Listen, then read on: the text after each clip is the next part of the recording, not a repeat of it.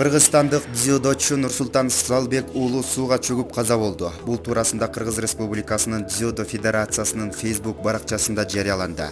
Пост түндө жүктөлгөн. Спортчубуз Нурсултан Сталбек уулунун ата-энесине жана жакындарына көңүл айтабыз. Аза кайгыңарды тең бөлүшөбүз, биз үчүн күтүүсүз кабар деп айтылган маалыматта.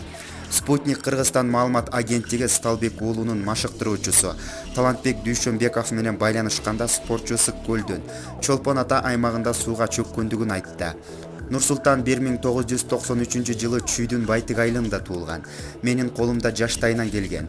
Дзюдо боюнча чебери Кыргыз Республикасынын чемпиону аталган. 2014 жылы жаратынан улам чоң спорттон алыстап, ички иштер министрдин кайгылуу күзөт кызматында иштеп жаткан. Кырсык тууралуу досторунан кечээ түштө уктум. Ал Чолпон Ата аймагында сууга чөгүптүр, деди машыктыруучусу.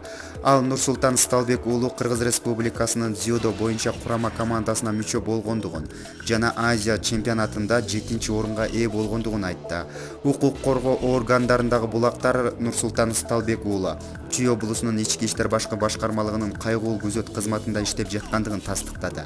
Учурда ички иштер министрдин коопсуздук кызматы кырсыктын себебин аныктап жатат. Булак Спутник KG.